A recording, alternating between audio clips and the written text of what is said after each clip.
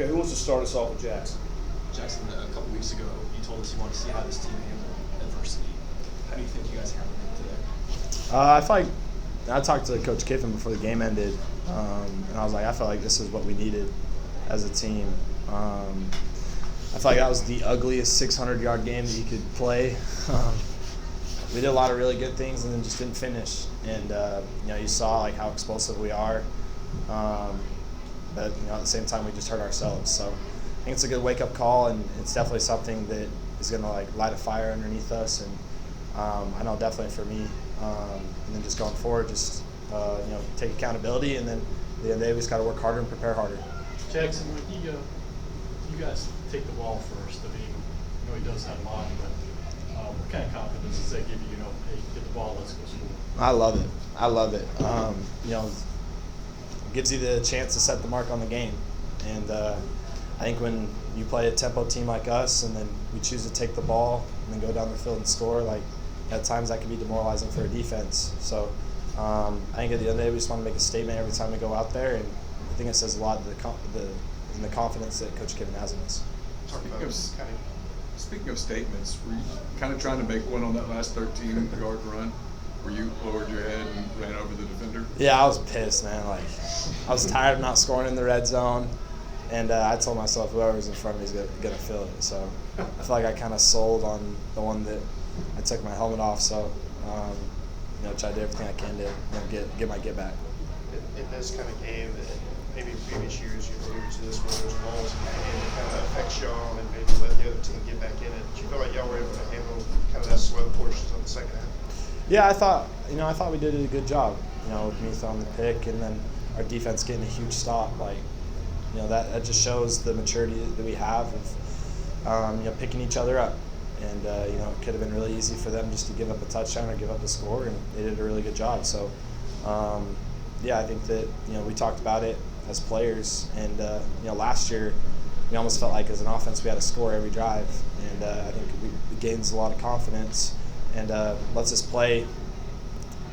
Just like slows the game down and rests our minds a little bit when we have a lot of confidence in our defense. Go out there and get a stop. What does it say about this team that you guys don't have to play perfect and you still win by 34? I think it says a lot that we're not satisfied, and the feeling in the locker room was, honestly, a little bit of disappointment. Like we felt like we should have put up a lot more points and should have beat them by a lot more. So I think at the same time you got to enjoy it. You got to enjoy the wins, and we put a lot of work in, but there's a certain standard that you want to go out there and play with every Saturday, and honestly, I felt like we met it.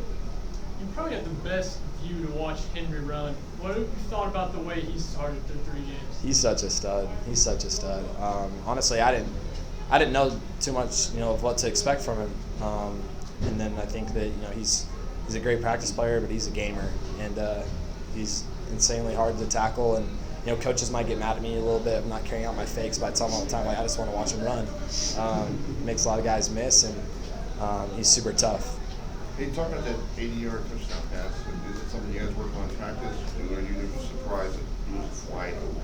No, I'm not. I'm not surprised. It's definitely things that we work on in practice, and when you have a guy like J. Watt who's as fast as he is, and then you run switch releases, it makes it really hard for the defense when you have to match up against speed like that.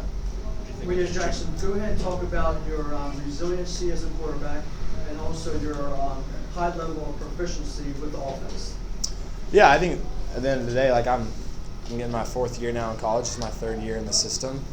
I have great coaches who put me in really good situations to succeed, and I just got to be the point guard of the offense. I got to be able to deal the ball around to our playmakers and let them go make plays. And the pick was a terrible decision by me, but I think the biggest thing was I had a lot of confidence. Like I don't make those mistakes. So just being able to regroup and go on the next drive and go score a touchdown. What do you think of Juice's touchdown catch? It was so awesome. That put me in such a great mood, and it was with the left too. That was sick. You see this defense during the week. You sense that it's improved, as Lane is telling us, that it's just light years almost to where it was even from the Georgia game. Yeah, it's tough. It really is. Like I think I've said, like I hate going against them in practice, especially now with how they know we run, so it makes things extra hard. But I thought they did a great job tonight. It was like a perfect example of bend don't break.